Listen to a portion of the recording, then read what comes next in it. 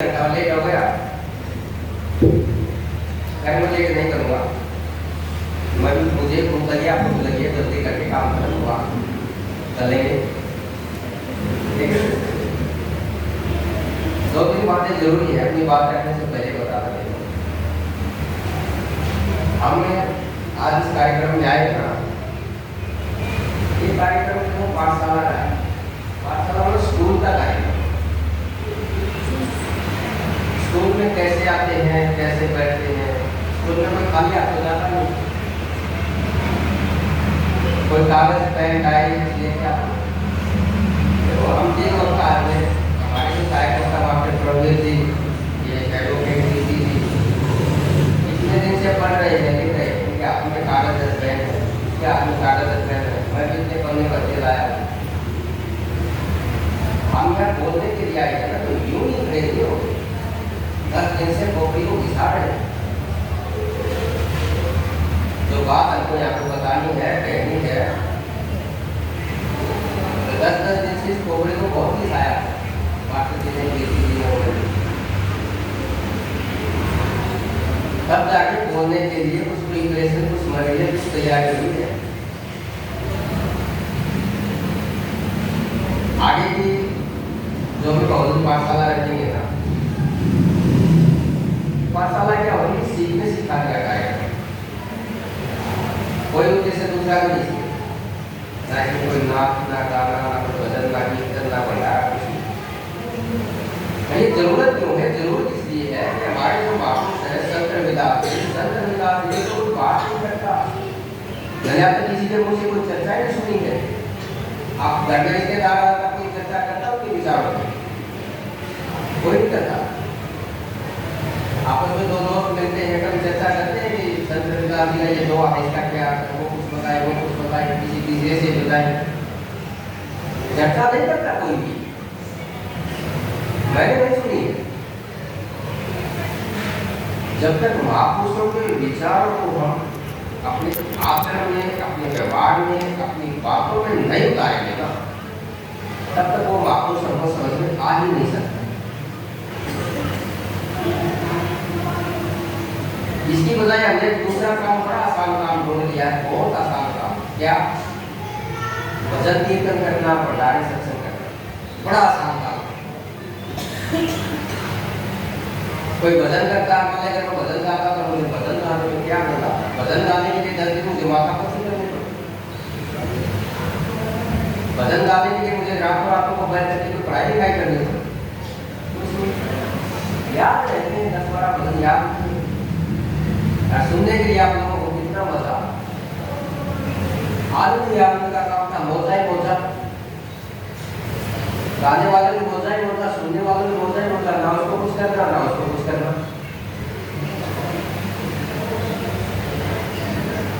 इसी तरह के कार्यक्रम आज तक चले हैं संत रविदास जी पर हमारे महापुरुषों ने, इसलिए चर्चा नहीं हो पाती। इसलिए उनके विचारों का सही तरीके है, सही रूप है, सही बातें हैं, हम लोग नहीं समझ पाए। ना समझने के कारण ही आज हमारी दुर्गति हुई।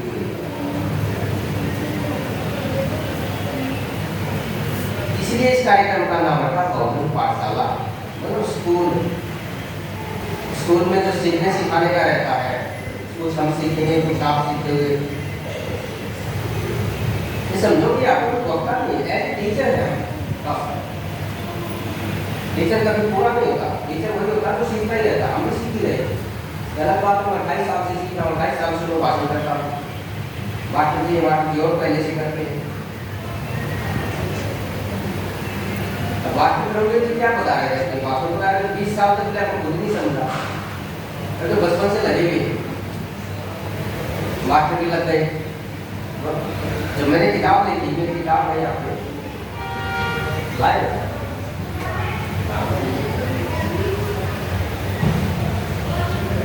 किताब लिखी मैंने 2017 में। किताब लिखने के बाद मैंने इस किताब को पढ़ा, बोला इस किताब को पढ़ने के बाद मुझे क्या मिला? अगली किताब में लिखता हूँ, लिख भी दी, क्योंकि किताब में तो गुजरात में रहता हूँ, हरियाणा में नहीं रहता। तो गुजरात में रहता, वहीं से नौकरी करता, बड़े जॉब करता हूँ।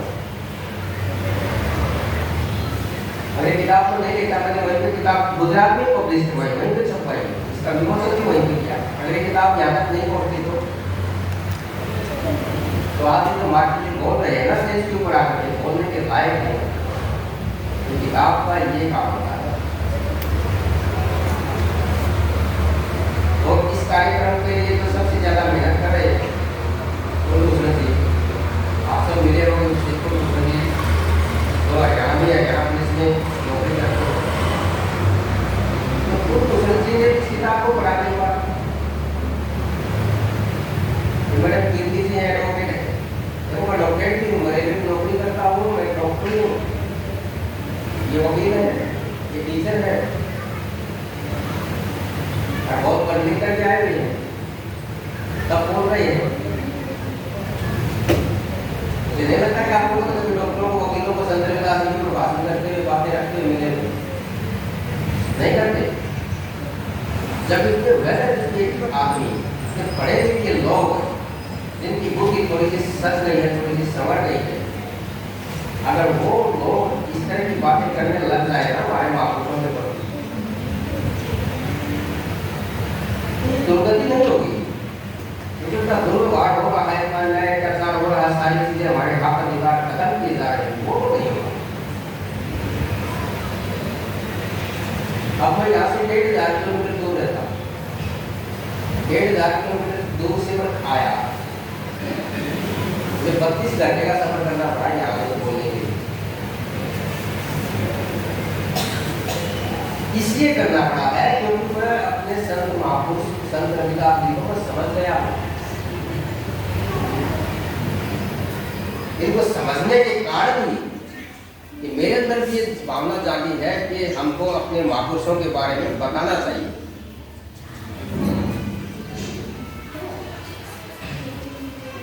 एक जिला है गुजरात में जूनागढ़, एक जिला है गुजरात में जूनागढ़। अब संत रविदास जी कहाँ रहते थे? वाराणसी में।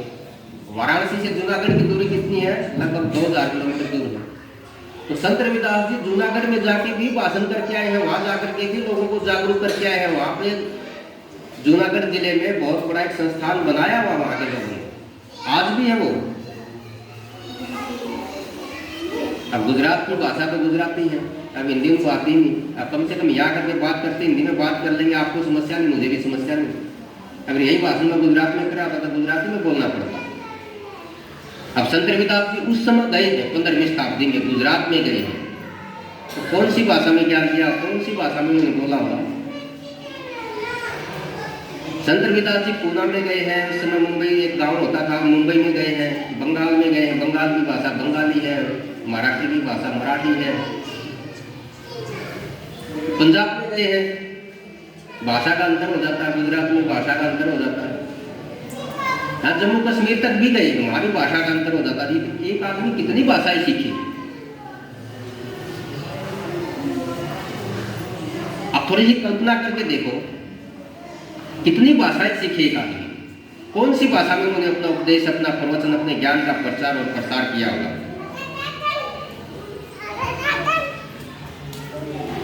कितने बड़े ज्ञानी, कितने बड़े ध्यानी, कितने बड़े महापुरुष, क्रांतिकारी महापुरुष रहे हैं। आज तक तो हमने बहुजन पाठशाला का जो कार्यक्रम बनाया, ये बहुजन पाठशाला है, कार्यक्रम है, संगठन नहीं है। इसमें यही है कि महापुरुषों के बारे में सीखने सिखाने का है। आज थोड़ा टाइम ज़्यादा हो गया है, और ज़्यादा होने की वजह से कार्यक्रम को सॉरी रखना पड़ेगा।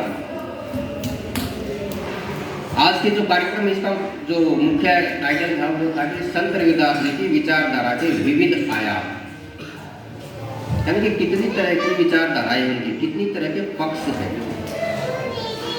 अब मैंने जो किताब लिखी है, इसमें संत रविदास जी की संवैधानिक विचारधारा को लिखा है।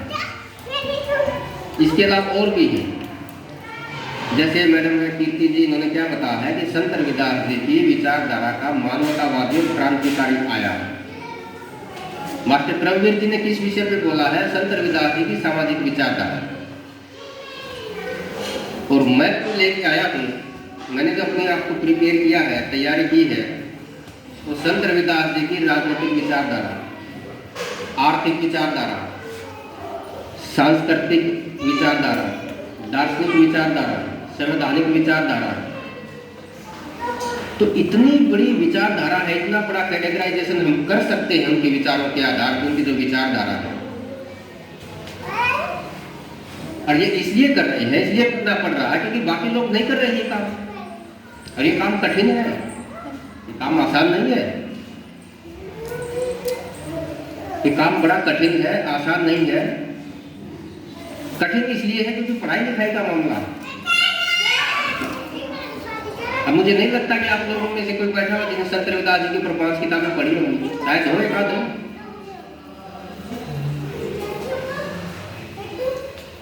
एक किताब पूरी किसने पढ़ी है? क्या कोई 2 बंदे मिलेंगे। संत रविदास जी के ऊपर कोई एक किताब पूरी पढ़ी है, 2 आदमी बैठे। इसलिए मैं कहता हूँ पढ़ने लिखने का है। तो ये तो संत रविदास जी के विचारधारा के विविध आयाम, ये जो प्रोग्राम है, कार्यक्रम है, इसके 2 पार्ट बनाएंगे। आज थोड़ी व्यवस्था ठीक नहीं है क्योंकि प्रचार प्रसार की थोड़ी सी कमी है ठीक ढंग से, लेकिन अगली बार भी यही टाइटल रहेगा, यही वक्ता रहेंगे, यही टाइटल रहेगा। अभी जो बोला है उसी को दोबारा से निखार करके और दोबारा से बोलेंगे। ये बहुजन पाठशाला हर महीने में एक करते हैं, कभी कहीं ऐसे। ये दूसरी है, ये दूसरी बहुजन पाठशाला का कार्यक्रम रख रहे हैं, हर महीने एक करेंगे, बताएंगे विचारों को। तो साथियों, ये जो बहुजन पाठशाला का जो कार्यक्रम है ना, दो लोगों की समझ में नहीं आएगा। जो ये विचारधारा का जो सब्जेक्ट है, विषय है, ये 2 लोगों के समझ में नहीं आएगा। कौन से 2 हैं? एक तो वो लोग हैं जो ज्यादा आत्मा, परमात्मा, ईश्वर और भक्ति भाव में लगे रहते हैं। उनकी समझ से बाहर का विषय उनको नहीं आएगा, क्योंकि इसमें अकल दिखानी पड़ती है, बहुत मेहनत का, बहुत दिमाग का मामला है। अब मुझे ईश्वर का नाम रखना है, क्या मेहनत करने की जरूरत है? मुझे किसी परमात्मा की पूजा करनी है, कौन सी मेहनत लगेगी? बचपन से देख रहे हैं, करते आ रहे, कर ले। कौन सी किताब पढ़ने की जरूरत है? किससे पूछना है? तो मतलब ही नहीं है। तो आत्मा, परमात्मा, ईश्वर, पूजा पाठ में, भजन कीर्तन मंडली में जो लगे हुए लोग हैं ना, उनकी समझ में आना बहुत मुश्किल है, बहुत मुश्किल काम है। और 2 लोगों को ही समझ में आएगा। अभी समझ में किसके आ रहा? वो भी 2 ही लोग हैं, 2 ही कैटेगरी के आदमी हैं जो समझ में आएगा। उनमें एक तो वो है जो लर्नर पर्सनैलिटी। लर्नर पर्सनैलिटी क्या होता है? जिसके अंदर एक जिज्ञासा, जानने की, समझने की, सीखने की। जैसे छोटे बच्चे कैसे होते हैं? छोटा बच्चा कितने सवाल करता है, ये क्या है, ये क्या है, ये पंखा क्यों घूमता है, ये सूर्य क्यों निकलता है, ये रात क्यों होती है? छोटे बच्चे कितने सवाल करते हैं। जब हम भी छोटे बच्चे थे, हम भी सवाल करते थे। कितनी जिज्ञासा होती छोटे बच्चे को सीखने की, समझने की। लर्नर होता छोटा बच्चा होता ना। और जैसे जैसे हम बड़े होते जाते हैं, बड़े होते जाते हैं, बड़े होते जाते हैं, हमारा अहंकार, घमंड, मूर्खता, अज्ञानता वो भी बड़ी होती जाती है। फिर क्या होता है? आखिर में मुझे सारा ज्ञान है, मैं आत्मा परमात्मा की बात जानूं, मैं 3 लोक की बात जानूं। बहुत सारे लोग हैं तो 3 लोक की बात बताऊंगा। उनकी जिज्ञासा जो है, उनका जो लर्नर एक गुण होता है, एक वैल्यू होती है आदमी के अंदर, नेचुरल गुण होता है हर आदमी का, लर्नर, सीखने का। वो सीखने का गुण मार देते हैं। और जिसके अंदर लर्नर पर्सनैलिटी है, सीखने का भाव है। आजकल देखा नहीं है कि छोटे छोटे बच्चे मोबाइल चलाना कितना जल्दी सीख जाते हैं। ये जो बूढ़े बूढ़े को दे दे चल सीख, व्हाट्सएप चलाना बूढ़े आदमी को 10 दिन में नहीं आएगा, छोटे बच्चे को दे दे 10 मिनट में साफ मामला। छोटा बच्चा 10 मिनट में क्यों सीखेगा? और बूढ़े आदमी को 10 दिन तक माथा पच्ची करो, फिर वहीगा वही ठूंठता ठूंठ ही रहेगा, नहीं आएगा। क्योंकि ये सीखने का जो गुण है ना, एक भाव होता है, और सीखने के गुण भाव को मार दिया है। बच्चे का सीखने का गुण बचा हुआ है। इसलिए जिनके अंदर ये जो जिज्ञासु प्रवृत्ति है, सीखने का गुण है, लर्नर पर्सनैलिटी है, उसको ये कार्यक्रम समझ में आएंगे। बड़ा अच्छा भी लगेगा उसको। और दूसरा मैंने बताया ना, 2 को तो आएगा नहीं, अब 2 को ही आएगा। एक तो आएगा किसको, जो लर्नर पर्सनलिटी है, जो सीखने का भाव, सीखने का गुण वास्तव में लिए हुए, उसको आ जाएगा। दूसरा उसको आएगा तो थोड़ी सी प्रगतिशील प्रोग्रेसिव माइंड में। अब प्रगतिशील या प्रोग्रेसिव माइंड क्या होता है? प्रगतिशील दिमाग या प्रगतिशील मन उसको कहते हैं जो ज्यादा रूढ़ियों में नहीं फंसा है, जिसमें थोड़ी सी सुंदरता है, थोड़ी सी सरलता है, थोड़ी सी खुशी है। ये जो प्रगतिशील दिमाग या प्रगतिशील मन में गहरा होना, संत रविदास जी इसको पता क्या कहते हैं? ये तो मैं आज के शब्द यूज कर रहा हूँ, संत रविदास के समय में तो शब्द नहीं कहिए, ना माइंड था ना प्रगतिशील था। संत रविदास जी कह रहे हैं सहज स्वरूप, मन ही पूजा, मन ही धूप, मन ही सेव, सहज स्वरूप। ये जो सहज स्वरूप मन का, यही प्रगतिशीलता है, यही लर्निंग है। मन में कोई इतने मैल चढ़ाए पड़े हैं, जैसे हमारा कपड़ा जरा सा मैला हो जाए, हम चाहते हैं कि उसी से उसको साफ करें। हमारे पास ये जो शरीर है, शरीर को भी लोग 2-3 बार साफ करते हैं, लेकिन मन का क्या करें? मन की सफाई का तो पता नहीं है, मन साफ कैसे होगा? मन को तो हर कहीं हर दिन रोज मैल चढ़ता है। इसकी 35 साल की उम्र, उसका मन भी 35 साल का, तो 35 साल से मैल चढ़ा होता है। जिसकी 55 साल की उम्र, उसको 55 साल का मन है। जिस दिन हम पैदा होते हैं, मन उसी दिन पैदा होता है, साथ में होता है, तो 55 साल का मैं। तो संत रविदास जी क्या कहते थे? मन चंगा, मन को चंगा मतलब शुद्ध है, मैल नहीं है। आप लोग जिस धरती पे, जिस जगह पे रह रहे हो ना, यहाँ पे मैंने जो मन चंगा वाली बात सुनते सुनते आपकी सारी उम्र बीच में, जितनी उम्र शुरू से सुन रहे आपके यहाँ, वहाँ पे नहीं है। जहाँ पे मैं रहता हूँ वहाँ पे हमने चीजें अभी सीखी, हमने हमारे पास ये चीजें अभी भी 5-6 साल पहले का है। संत रविदास को 5-6 साल पहले का है हमारे पास। या तो जिसके 48 साल की बने मंदिर कितने का, 1947 का मंदिर बना हुआ है, इतना ऐतिहासिक जगह पे हम हैं। तो मतलब 1947, इसका मतलब उसी समय से आप लोग सीख रहे हो। तो ये मन चंगा की बातें सुनते सुनते किसी की उम्र 25 साल है, किसी की 45 साल है, किसी की 55 साल है, किसी की 72, किसी की 70 साल है। कभी ये नहीं सोचा ना, कभी ये नहीं किया कि मन चंगा मुझे करना कैसे होगा, बताऊँ क्या खाऊं, क्या पीऊं, कहाँ जाऊं, क्या करूँ, मुझे मन चंगा करना। जो बोल रहा है, जो ये भाषण कर रहा है कि मन चंगा, उसे भी पूछ जाएगा कि जनाब आपका हो गया, आपका मन चंगा हो गया? बाकी है सवाल करो। इसलिए कहते हैं ना, ये जो मैडम नीलम जी ने बताया कि कार्यक्रम खत्म होने के बाद सवाल करो, मेरे से सवाल करो, तो हमारे सहायक वक्ता इनसे सवाल करो, तभी तो बात समझ में आएगी ना। तभी तो पाठशाला का कोई दिवस हुआ ना।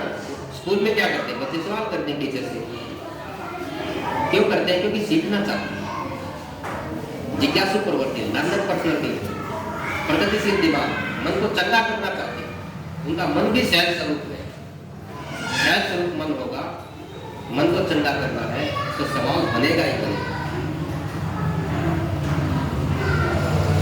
ये एक और बात है, हम जो संत रविदास जी की बातें हैं, विचार है, ये क्या करते हैं पता है? लगभग सभी करते हैं। हमको बातों का ऐसे ही बता दिया कि मैंने इसको बोल दी थी, उसको बोल दी। बातें करने का एक बात कैसे? जैसे मैं बीमार हो गया, मैं डॉक्टर के पास गया, डॉक्टर ने मुझे सजेस्ट किया कि आप ये दवाइयाँ खा लीजिए, दवाइयाँ दे दो। अब मैं क्या करूँगा? उन दवाइयों की चर्चा करता फिरूँगा अपने दोस्तों से, मेरे रिश्तेदारों से, कोई करता चर्चा। डॉक्टर ने एक रास्ता दिया ठीक होने का कि आप इससे ठीक हो सकते हैं, तो क्या करता हूँ? उसको मैं प्रैक्टिकल यूज करता हूँ, और साथ में वो परहेज भी देता है, ये परहेज आपके हैं, उसको मैं प्रैक्टिकल व्यवहार में लाता हूँ, तब मेरा रोग है, शरीर है, वो ठीक होता है। चर्चा जादू नहीं करता फिरता मैं किसी से दोस्तों से ना वो दवाइयों में ये ढूंढता है दवाइयों का इंग्रेडिएंट क्या है, दवाई क्या क्या केमिकल से बनी है। ठीक वैसे ही संत रविदास जी के जो विचार है ये प्रैक्टिकल व्यवहार में लाने के विचार है। तो महापुरुषों की जो वाणी है ना, महापुरुषों के जो विचार होते हैं ऐसे नहीं होते ये। जैसे कैसे अभी एक शब्द है एक लाइन का विवेचना कर रहे थे मास्टर जी हैं मैडम कीर्ति जी ने तो बताया, एक एक शब्द की विवेचना है, एक एक शब्द को निखार रहे हैं। और ये निखारने के लिए बड़ी मेहनत की है इन्होंने, तब जाके बोलने के लिए हम यहाँ लायक हुए हैं।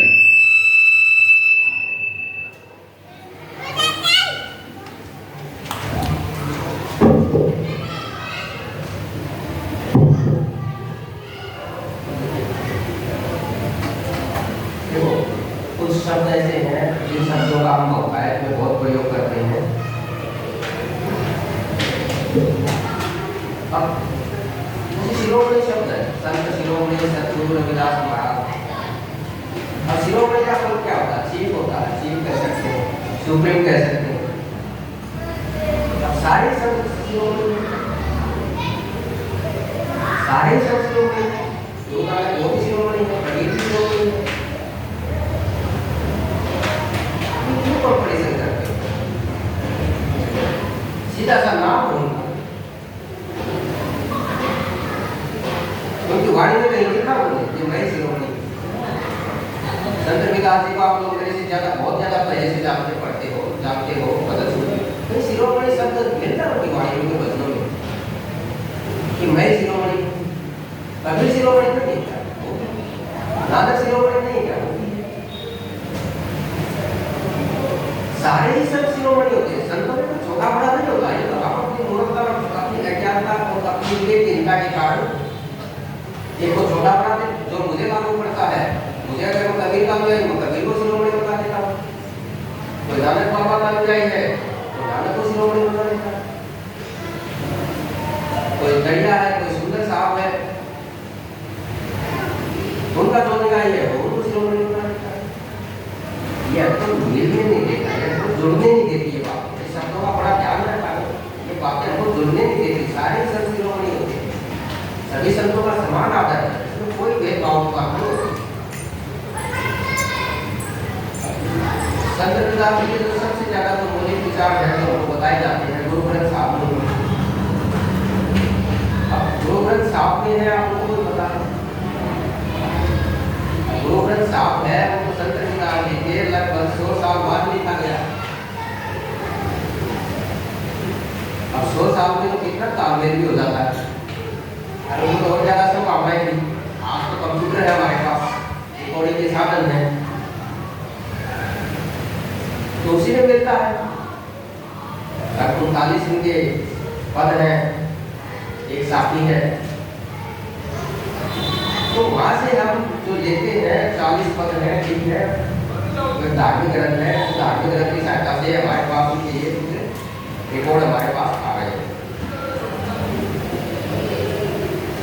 तो संत रविदास जी जो थे वो अपने फिलोसोफर भी थे, दार्शनिक भी थे। अब इसी के ऊपर बोल लेंगे संत रविदास जी है फिलोसोफर, संत रविदास जी की दार्शनिक विचारधारा। अब एक लाइन नहीं बोल सकता, बड़ा मुश्किल काम है। संत रविदास जी की दार्शनिक विचारधारा जो फिलोसफी के जो उनके थॉट थे, दर्शन शास्त्र के अनुसार जो दर्शन शास्त्र होता है, जो विचारधारा होती है या फिर महापुरुष होता है, जब बहुत हाई लेवल में उसके थॉट चले जाते हैं, उसकी बातें चली जाती है तो फिलोसफी बन जाती है। अगर थोड़ा सा कागज पे लेके आते साथ में, उसे लिखते साथ में चीजों को, अब ये बहुजन पाठशाला में यही बातें फिर आएंगी दोबारा से, तो वो डेवलप करके दोबारा से बताएंगे तो समझ में आता था। फिलोसफी का जो थॉट है, दार्शनिक विचार है, वो कौन कौन से हैं, वो कैसे हैं, उनको प्रूव कैसे किया जाए। तो ये चीजें क्या होता है कि फिर आज हमने सीखी है और सीखेंगे और पढ़ेंगे, आप भी सीखोगे, आप भी पढ़ोगे। इस तरह हम अपने महापुरुषों के विचारों को, बातों को एक पीढ़ी से दूसरी पीढ़ी तक पहुंचा सकते हैं, इसका प्रचार और प्रसार कर सकते हैं।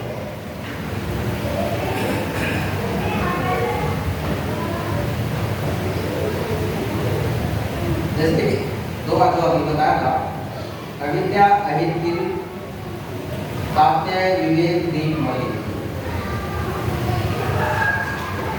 अकेली अविद्या क्या करेंगे? अविद्या अहित, अविद्या ने इतना अहित किया है कि विवेक का जो दीप है ना, विवेक का जो सोच होती है ना, तो विवेक की सोच को ही खत्म कर दिया है अविद्या ने। अब विवेक कितनी बड़ी चीज है। आदमी और पशु में क्या अंतर होता है? इंसान कहलाने लायक कौन है, पशु कहलाने लायक कौन है? ये भी चीज का अंतर होता है आदमी में और पशु में। आदमी के पास विवेक बुद्धि होती है, पशुओं के पास विवेक नहीं होता। बाकी जितने काम पशु करते हैं, हम जितने काम करते हैं पशु नहीं करते हैं। पशुओं को भूख लगती है, उन्हें खाना खाते हैं, बच्चे पैदा करते हैं, बूढ़े हुए मर जाते हैं, सो जाते हैं, उनको भी गुस्सा आता है। जानवरों में हमें एक ही चीज का अंतर है, तो एक चीज हम बोलते करती है, वो है विवेक। बस विवेक का मतलब ये होता है कि हम अपनी भविष्य की योजना बना लें। जानवर भविष्य की योजना नहीं बनाता। हमको अपने अच्छे बुरे का ज्ञान है, जानवर को अच्छे बुरे का ज्ञान नहीं। हम वर्तमान की घटनाओं से सीख लेकर के, वर्तमान की घटनाओं से प्रेरणा लेकर के आगे गलतियां नहीं करते हैं। ये विवेक बुद्धि का काम है, ये जानवर नहीं कर सकते। यानी इंसान को इंसान बने रहने के लिए रंग की जरूरत नहीं है। किस रंग का है, किस जगह पे पैदा हुआ है, सुंदर है, काला है, गोरा है, दोनों आपसे है कि आप है। संत पिताजी कहते हैं इंसान को रहने की जरूरत है विवेक की। विवेक अविद्या ने सरकार, अविद्या ने खत्म किया। अविद्या को मूर्खता क्या था? इसलिए कहते हैं कि जो दार्शनिक विचार होते हैं वो इतने बड़े विचार होते हैं कि एक शब्द में इतनी बातें आ जाती हैं कि एक शब्द में किताब देखी जा सकती है। अब ये जो मैंने एक लाइन बोली ना, अविद्या अहित विवेक दीप मलिन, इसके ऊपर आधा घंटा बोला जा सकता है। क्यों? क्योंकि 10 मिनट तक कौन है, कोई साधारण विचार नहीं है, एक दार्शनिक विचार है।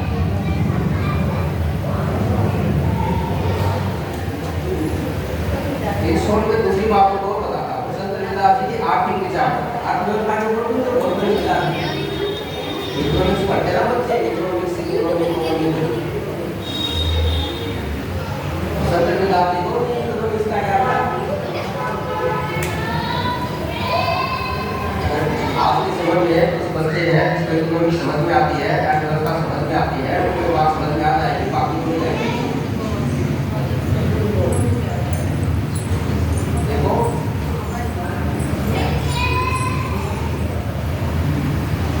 उनका एक बहुत बड़ा दोहा है, दोहे को मैं पूरा बोलता हूँ, फिर उसको समझाता हूँ, इसके लिए तो बता ही जाएगी। अब हम खूब वतन बैठ पाया, ऊंचा खेल सदा मन पाया, बेगम का शहर को लाओ, दुख अंधो नहीं के खाओ, न तस्वीर सिराज न मांगो, औप न कटार न तस्वा, कायम दायम सदा पाकिस्तानी, दाम न काम न एक सहानी, आबा दाम सदा मशहूर, जान दुनिया बातें मासूम, शहर कहे जो मन भावे, हरम महल मोगल को पहनावे, गैर लाश तुम्हारा जो हम शहरी सोची हो। अब ये जो विचार है, इसमें कितनी बड़ी अर्थव्यवस्था, उस समय की अर्थव्यवस्था की कितनी बड़ी बात इसमें कही है। कैसे देखो,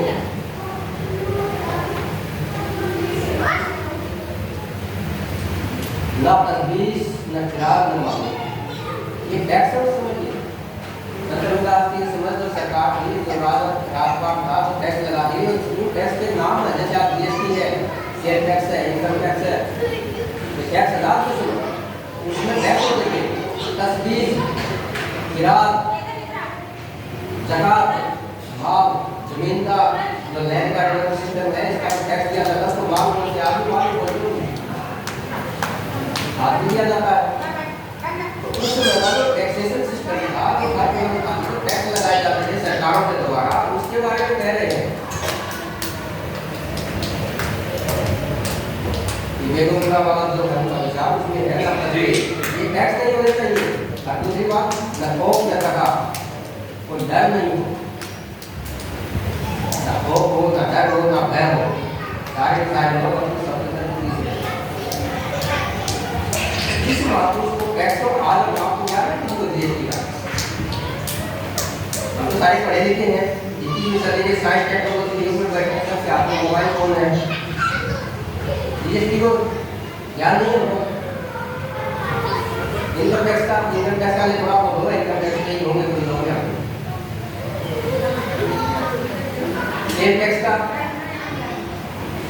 हम पढ़े लिखे लोग हैं और कितने अच्छे जमाने में इतने अच्छे समय में हम पैदा हुए हैं, जो साइंस टेक्नोलॉजी का युग है, हमको टैक्स के बारे में जानकारी आज भी नहीं है। तो संतरिता की दोस्तों इसको कोई साइंस टेक्नोलॉजी की बात और उस टैक्सों का गलत जो टैक्स किसानों को कुछ टैक्स लगते हैं, सरकार को कुछ टैक्स लगते हैं, तो ये टैक्स के तो जकात तो मुसलमानों को लगता था, जो जकात है गिरात है ये सब टैक्स होते थे मुसलमानों को लगते थे, और मुस्लिमों के लिए टैक्स नहीं होते थे, जकात और गिरात उनका भी विरोध करते हैं। जो आजकल हम मान देते हैं या मान रहे हैं, ये हिंदुओं का है, मुस्लिमों का है, सिखों का है, इसका है, उसका पूरे के कहेगा करने का स्टैंड है हमको वो ये बारे में आपस में विचारधारा नहीं है।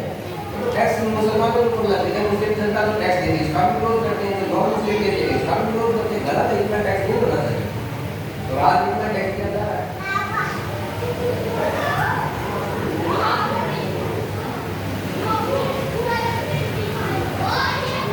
तो ये जितनी बड़ी आर्थिक विचारधारा है, आज थोड़ा टाइम कम है, लेकिन शुरू आएगी पूरा नहीं बता पा रहा है, इसी एक बात से आपको अंदाजा लगा लेना चाहिए कि अगला जो कार्यक्रम होगा तो इसको कौन नहीं बता पा रहा, इसी को इसी जो विचार है ये लोग पूरा इसको आगे करना होगा, इसमें कैसे टैक्सेस में है, कैसे अपना आतंकवादी विचार है, इकोनॉमिक समझ होगी।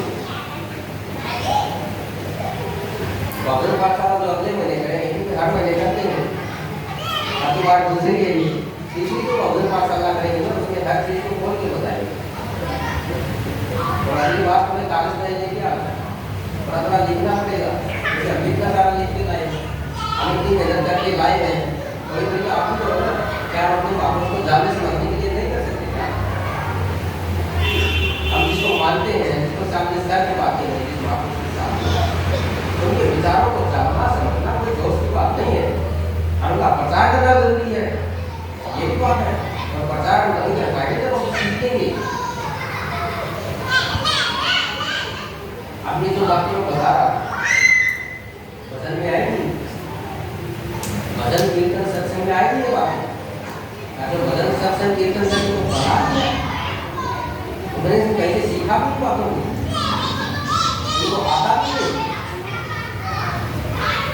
इसलिए कहता हूँ मैं थोड़ा सा बुद्धि मांगा होगा पाठशाला जो कार्यक्रम होता है बुद्धि मांगों का कार्यक्रम, इसकी बुद्धि में चल नहीं लगा, इसकी बुद्धि थोड़ी ठीक ठाक होती है, उन लोगों की समझ का कार्यक्रम है। और जिन लोगों को ज़्यादा ईश्वर आत्मा परमात्मा भजन कीर्तन नाच गाना बजाना में रुचि है ना, तो वो उसमें अपना काम करें, तो वहाँ चले जाए।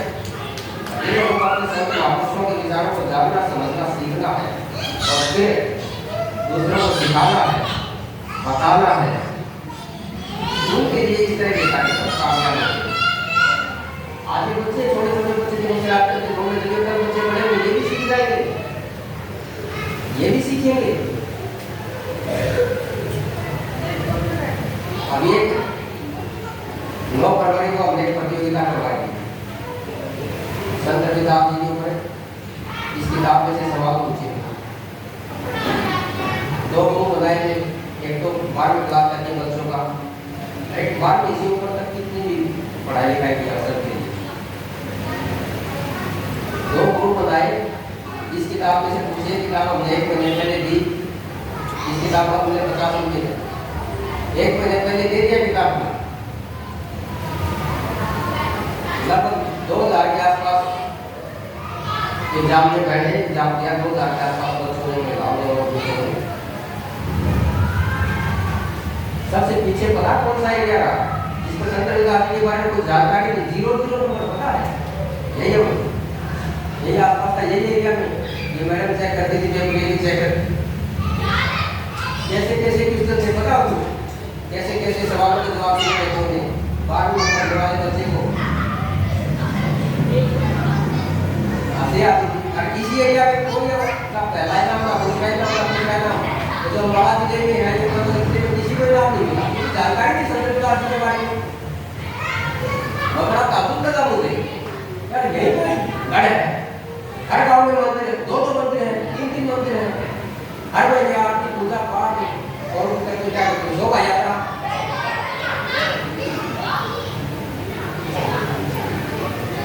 एक सवाल उसने पूछा था, एक पेपर मैंने तैयार किए थे, एक भी बड़े बच्चों के लिए था।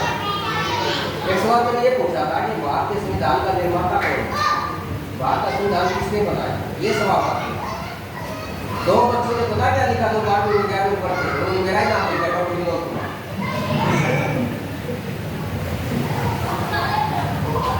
क्या करेंगे, अब संविधान जब बन रहा था तो पैदा भी नहीं हुआ, जब संविधान बन रहा था मेरे तो फादर भी पैदा नहीं हुए, कैसे लिख देंगे, अज्ञानता की सरकार बैठ गई।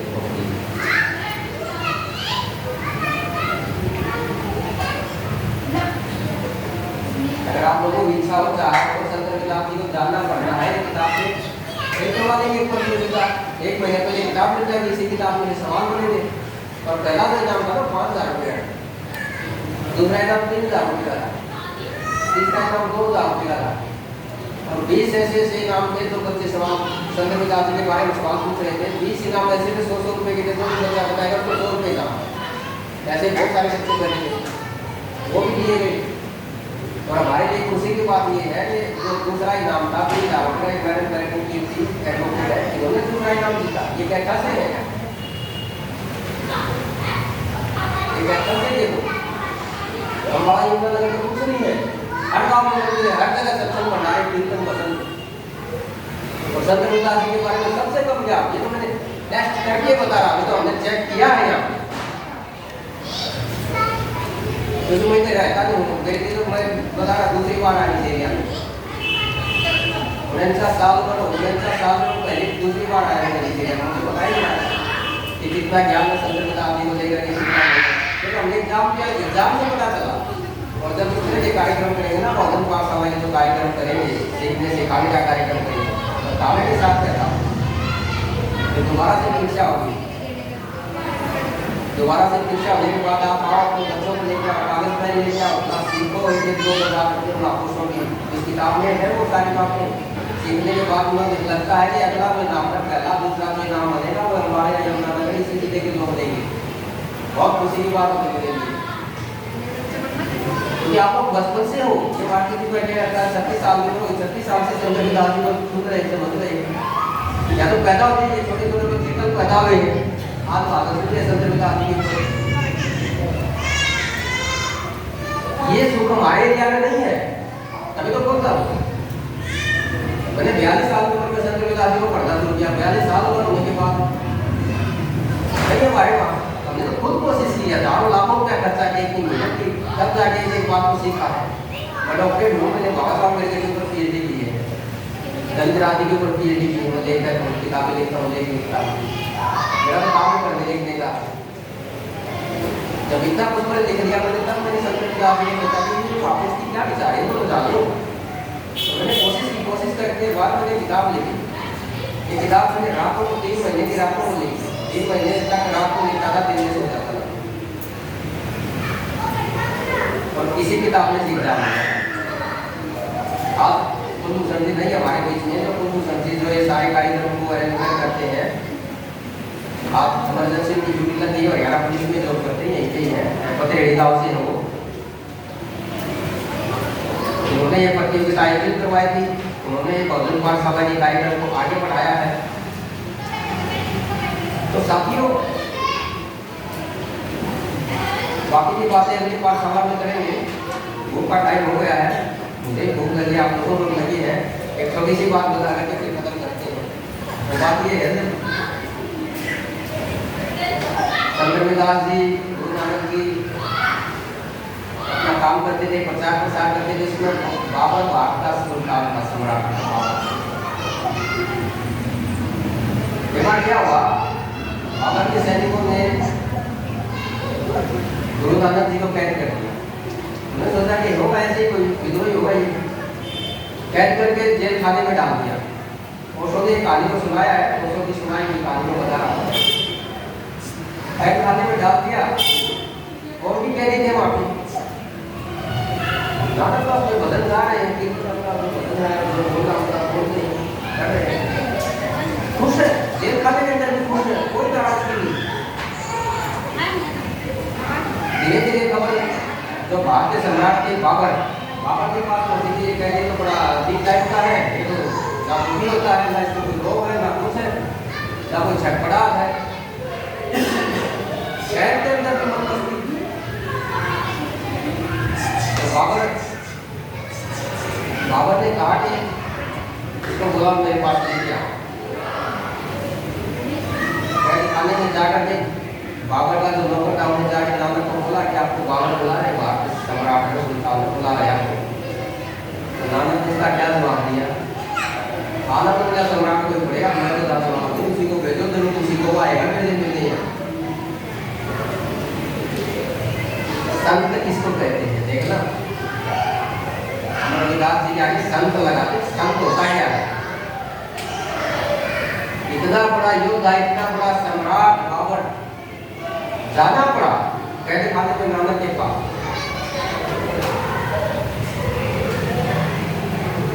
हाथ पकड़ करके नानक को लेके आता अपने महल में बाबर।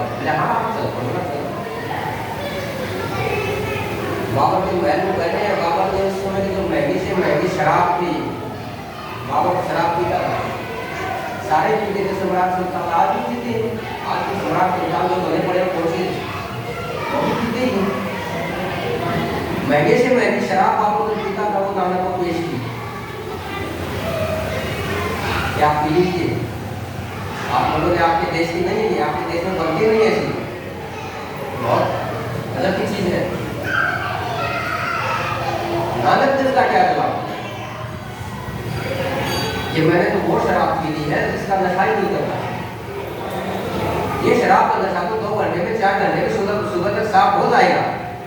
मैंने जो शराब पी है वो शराब का नशा कभी नहीं करता 24 घंटे। मैं तो तुमको भी कहता हूँ कि वो वाली शराब पी ली जो मैंने शराब पी है। रहदास कह मदिरा क्या पीजिए जो चली चली उतराए, नाम पारस कीजिए जो एक बार चले न उतराए। ये संत रविदास जी का विचार है, जो नानक ने संत रविदास जी से सीखा। और वो विचार बाबर के सामने गया, भारत के सुल्तान के सामने। कहते हैं कि बाबर ने किसी से शराब छोड़ दी, इसको कहते हैं संत। ये है संत रविदास जी का विचार। रहदास मदिरा क्या कीजिए जो चली चली उतराए, नाम पारस कीजिए जो एक बार चले न उतराए। अगली पाठशाला में बैठूंगा, अगले कार्यक्रम में इस विचार को पूरा खोल दिखाऊंगा। 12-13 मिनट लगेगी। नाम पारस होता क्या है? नाम पारस का मतलब ये होता है कि आपका परमात्मा इसमें वो सिस्टम नहीं है। बहुत गहरी बात कह रहे हैं, वो इतनी गहरी बात है कि सम्राट ने सुल्तान की सोच को बदल दिया। शराब पीता था, शराब छूट गई उसकी। नानक ने ज्ञान दिया, उसमें के साधु संत क्या दूसरे से देखते थे। बहुत सारे विचार हैं जो नानक से कबीर ने किए, संत रविदास ने किए। बहुत सारे विचार ऐसे हैं जो संत रविदास से कबीर से नानक ने किए। आदान प्रदान का बहुत अच्छे संपर्क तो ज्ञान प्राप्त है कि देने देने की बढ़ता है। अगर ज्ञान को लिया दिया जाए, बताया जाए तो बढ़ता है, कम नहीं होता। तो इस तरह करके उस वाला में अच्छा माहौल था। तो इतने बड़े महापुरुष के जो हम विचार है अगली पाठशाला में करेंगे। आधा घंटा हम लेट हो गए क्योंकि 1 बजे कार्यक्रम खत्म करना था। 1:30 बज गया है, 1 बज गया है। अब सभी के लिए खाने की व्यवस्था रखी है, तो आप सभी खाना खा खाना खाना। और किसी का कोई सवाल हो तो मैं यही हूँ कि 1-1.5 घंटे तक आप कर सकते हो। जिसको भूख लगी है खाना खा लो, और जिसको नाम महाराज पीना हो अगली पब्लिक पाठशाला में आए। जय भीम जय भारत। स्कूल में टीचर जब कोई बात समझाता ताली बजाते क्या करते? चीजें तो